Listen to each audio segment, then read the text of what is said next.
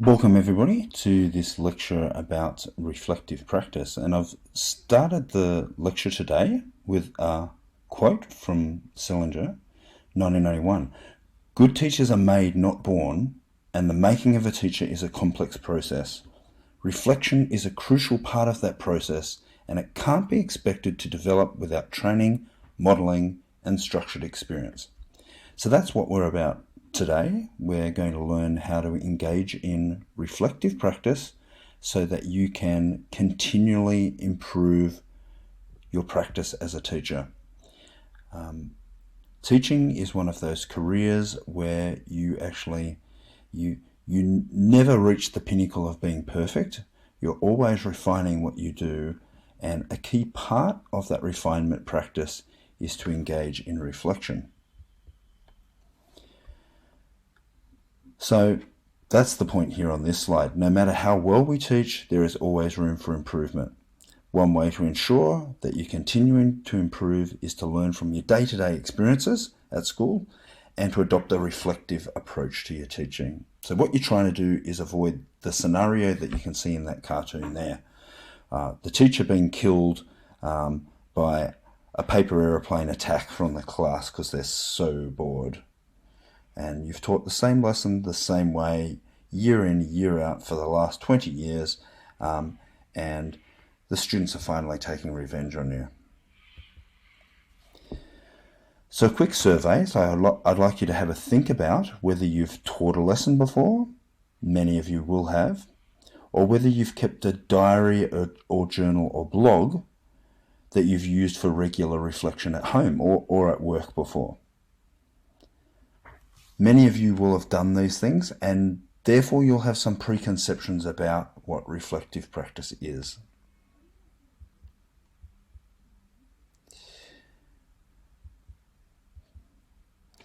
So the educational literature is full of references to the idea of reflection. So the aim of this lecture is to try and simplify the story for you so that you'll be able to explain the concept of reflective teaching, outline the benefits of being a reflective teacher, develop a summary of the key principles, develop a personal checklist of questions to ask yourself when you're planning lessons, and most of all, we're trying to avoid what's called the routine trap, and that is where you teach the same thing day in, day out. You don't really think about what worked and what didn't work, and therefore your practice doesn't change and improve. We want to avoid allowing your assumptions, your pre-existing habits, or your expectations of the system to drive what you do. So what is the aim of reflective thinking? Our aim is to identify our assumptions, thinking processes, actions, and emotions, and how they influence student learning. It's your responsibility as the teacher to reflect on what it is that you do and to ensure that your teaching is effective and defendable. So what is reflective thinking? The everyday definition of reflective thinking is about improving on past experiences. There's a good definition in the literature that I like to use. Reflective teachers think critically about all of their teaching practices and accept that what happens in their classrooms, as well as their assumptions, should be questioned and, if necessary, changed. That's the definition that I'd like you to think about during this lecture. So what's the theory behind the idea of reflective practice? Well, the work of Schon tells us that the way that we see events in our classroom and interpret them and react to them will be filtered through the frames through which we view these events. What do we mean by that? Well, there are a number of filters, you might say, that affect the way that we see things in the classroom. When we teach, we form a set of expectations or assumptions based on knowledge, values, and beliefs that we use to interpret and organize the teaching environment and guide our behavior. So we think that we're seeing things in the classroom objectively, but we're really looking through a series of filters. Our own successes and failures, past experiences, our expectations, our values, our knowledge, and our beliefs. All of these things shape what you see in the classroom.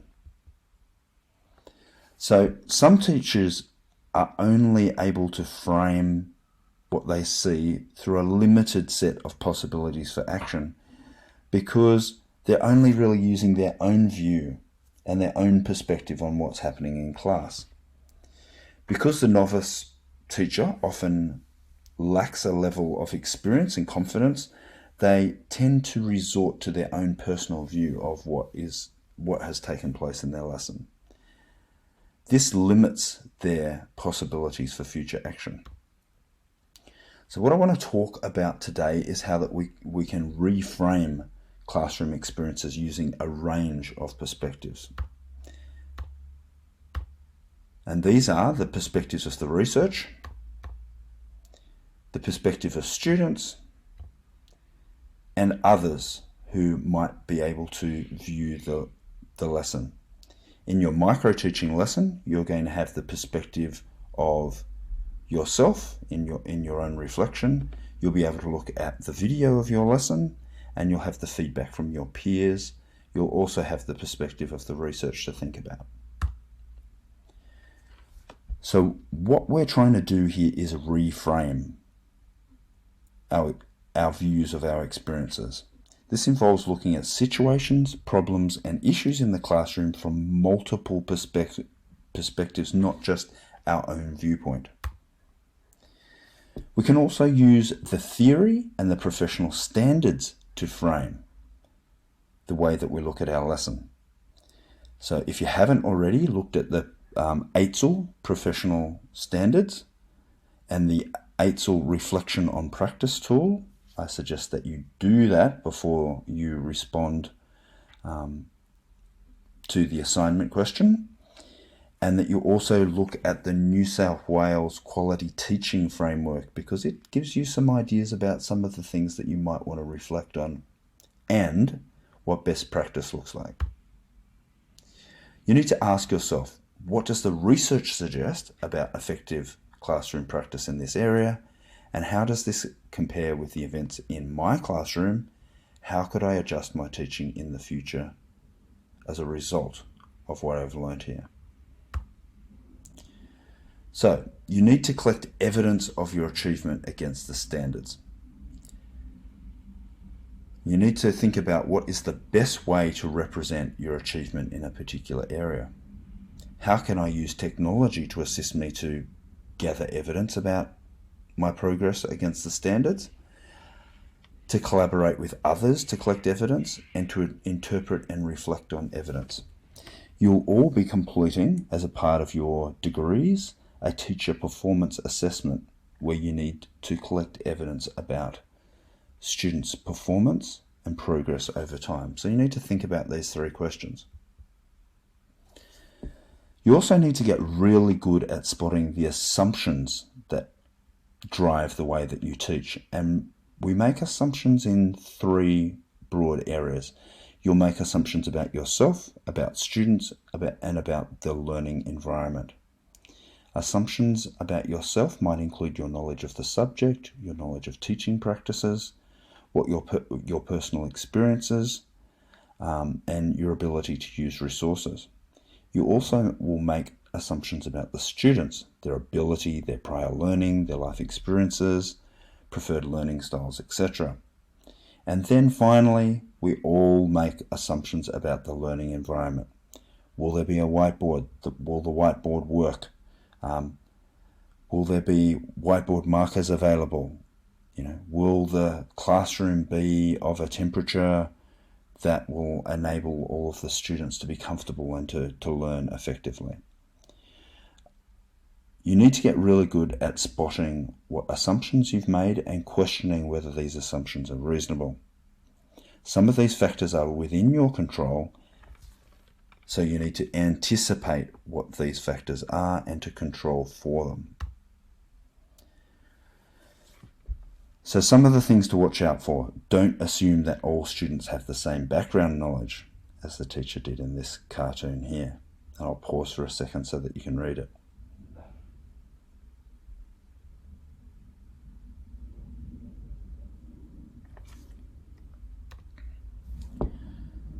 Don't make the assumption that students' abilities are fixed by their gender or their background or their parents' occupation.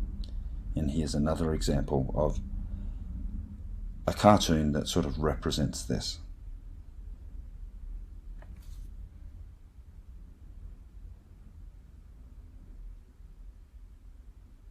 Poor Jenny. She just has to take the notes. We also need to remember that reflection can take place during as well as after instruction. Reflection is a cyclical and iterative process. Reflection is not limited to retrospective examination of learning experiences. It's a continual process of making meaning and generating new ideas. So why can't you just rely on your instincts and gut reactions? I'll give you an example from my teaching practice. When I first started teaching in Western Sydney, I was allocated a class, 8R Geography. I was really enthusiastic as an early career teacher. I'd come out of Macquarie Uni, I'd learned all these amazing things about constructivist student-centered learning practices, and I was going to implement them with this class. The topic that I was set to teach was rainforests. So I decided that it would be a really fantastic and creative idea to get all of the students into groups, give them a different level of the rainforest to focus on, and then ask them to build a layer of the rainforest on the back wall of the classroom. They would then present the key features of this level of the rainforest to the rest of the class. Now, I thought that was a fantastic idea and that it would really engage the students.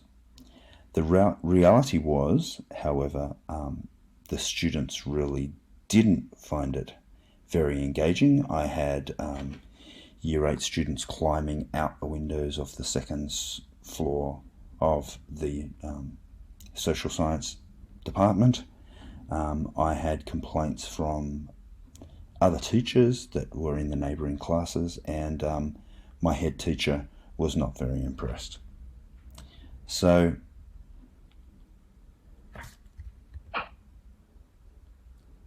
there are a number of assumptions that I made in the planning of this lesson that need to be examined. I came away from the lesson just assuming that they hated geography, and that's why this lesson was such a failure.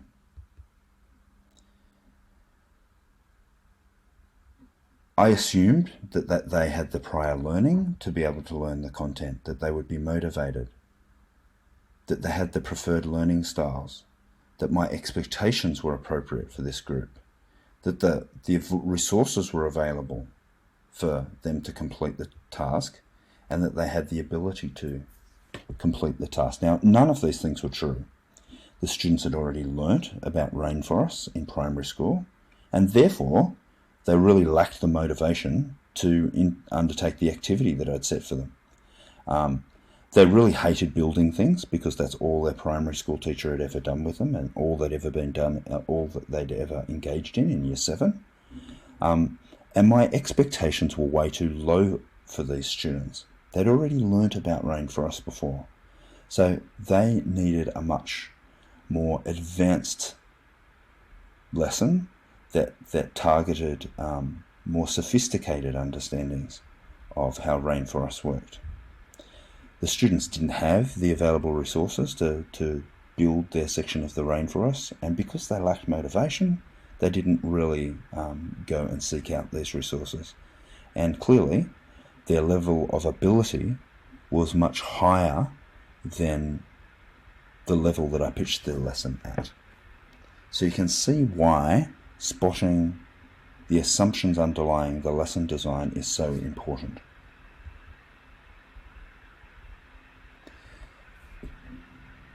So when you're reflecting, you would go back and spot those assumptions and look at the literature and question whether that was the best way to go about teaching the lesson and how it could be done differently. Okay, so another question that I'm often asked is, what do I reflect on? I can't think of anything to reflect on in my lesson. It was only 10 minutes long. I'm not sure where to go with this. Well, here is a whole page of things that you can reflect on. Where did I get this list from?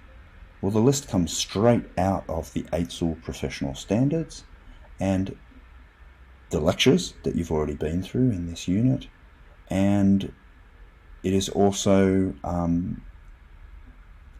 outlined in the quality teaching document. So there's no shortage of target concepts and issues to look at. I suggest for your micro-teaching assignment that you hone in on 2 or 3 key issues in your lesson. You don't have a lot of space, so don't pick too many issues, because you want to go deep rather than wide with this, and you want to show that you have an understanding of the assumptions that you have made, an understanding of what the literature has to say about this area of practice in teaching, and you also need to unpack how you would do it differently with references to the literature. So don't pick too many things to reflect on. So what prompting questions could you use to get yourself started with the reflection process? I'll give you 1, 2, 3. Sorry. 4 questions. What did the students achieve the outcomes that I intended? Why not? What evidence do I have of this? You have to ask yourself that question, because that then leads to the other questions. Why did I want the students to achieve these outcomes? Was the strategy I used effective for all students? What other strategies might be more effective? Which students were able to relate to the lesson? Which students were able to apply their prior knowledge, experiences, and interests? What were the underlying assumptions that I made about myself, the students, and the learning context when I planned this lesson? Were these assumptions correct? How flexible was I in modifying the lesson to accommodate unforeseen responses from students? What learning theories might explain what happened in the lesson? And as a result of this lesson, what have I learned about myself? And what have I learned about best practice in this area? So this is normally a group activity, and you might want to start this activity in the forum on the iLearn page, or you might just want to think about this yourself. Think about a lesson that you have experienced. It might have been at school or at university that did not work very well. What assumptions did the teacher make about themselves, the students, and the learning environment when they planned this lesson? Were the assumptions correct? And what impact did these assumptions have on the effectiveness of the lesson? So I'd like you to pause the video at this point, spend 15-20 minutes writing down your answers to those questions, and then start the video again.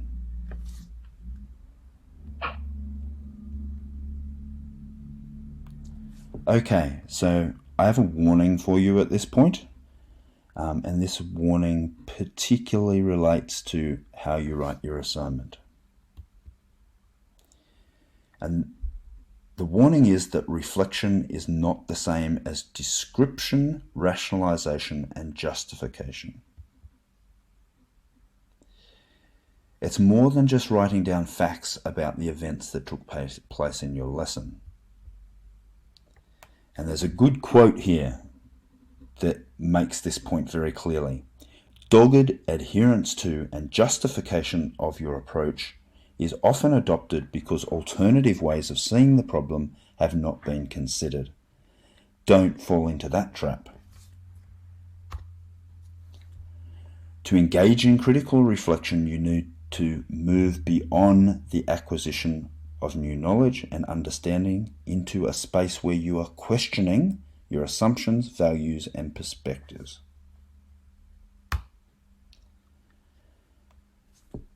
A more constructive approach than just justifying your lesson is to identify problems and critical issues in your lesson and look at a range of options for addressing these issues.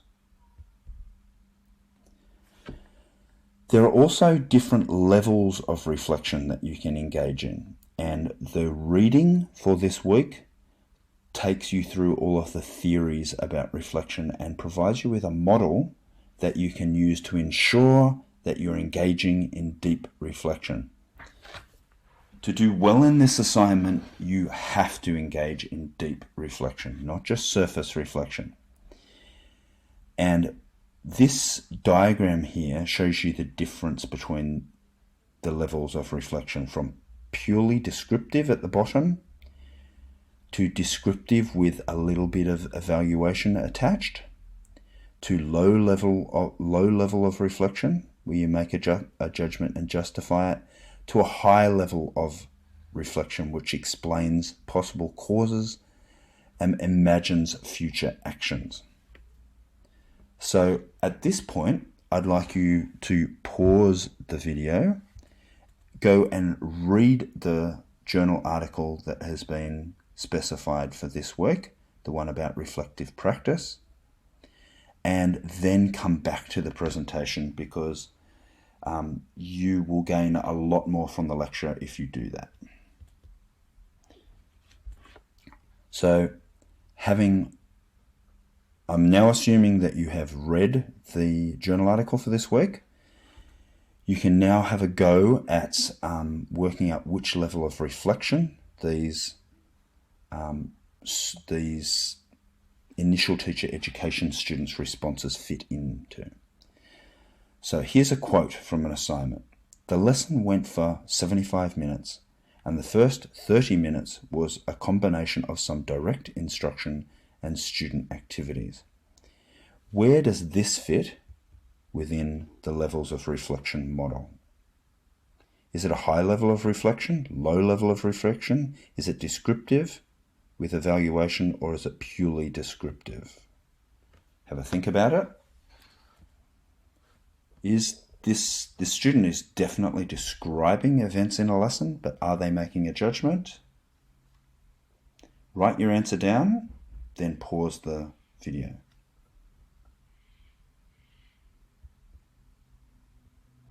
This student is really only describing an action that took place within the classroom without explaining it. So this is down the bottom of that pyramid. How about this one? A student's response that has phrases in it which we begin with as or because. For example, I felt my introduction was good as I questioned students about the outcomes of the lesson, which enabled them to tie their learning together. What level would this sort of response be at? Again, pause the lecture, write something down, and then come back. Give yourself a few minutes.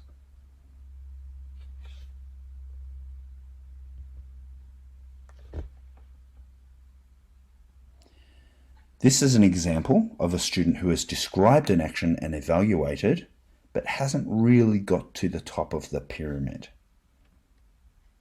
Can everybody see? Hopefully you can all see the evaluative statement there as well as the description. Here's another example. Students struggled with the introductory task because they didn't know all of the prerequisite knowledge. I should have started by determining what they knew. In future, I would make assessment for learning a priority in my lesson planning. So pause the lecture, have a go at working out what level of reflection this example is at, and then come back to the lecture again.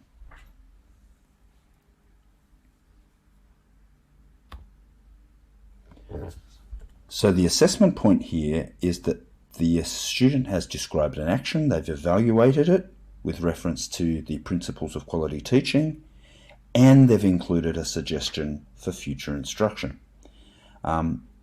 This is probably, though, not a high distinction response, and I'd like you to think for a moment about why that is the case and how it could be made better. My main suggestion for this student is that they have a look at the specific literature around prerequisite knowledge and assessment for learning, and that they cite the literature in this reflection. So how do I get started with the reflective practice task? Keep a journal of your experiences and reflect on them. Include evidence of progress towards standards. You'll need to do this for your teacher performance assessment. When it comes to your assignment, I would keep a journal of how you planned your micro-teaching task so that you can refer back to that when you're writing your assignment up. Brainstorm the digital tools that you could use for keeping track of your planning process and what has worked and what hasn't worked. Look at the AITSL professional standards and the reflection on practice tool. You can just Google that and you'll find it. When you're writing up your assignment, just be aware that you can use I statements because you're writing about your own personal experience. If possible, talk through your lesson with someone that was in your group, because they will be able to provide you with a different perspective, and by talking it out, you'll also help yourself unpack what happened in the lesson. You're also more likely to gain insights if you reflect collaboratively. So here is a final thought from Charles Darwin. It's not the strongest of the species that survives, nor the most intelligent, rather the ones that are most adaptable to change. So you're likely to be most adaptable if you engage in reflection and then you act on what you learn from that reflective process. The reflective teacher never has a static classroom. And here are a few useful references. They do look a bit old, but these are kind of the seminal texts that you might want to refer to when you're writing your assignment. Thanks for your attention. I wish you the very best with your micro-teaching task, and hopefully you've now got a framework that you can use when you're writing up your assignment for this unit. Please don't skip over the essential reading that is on the Leganto site for this week.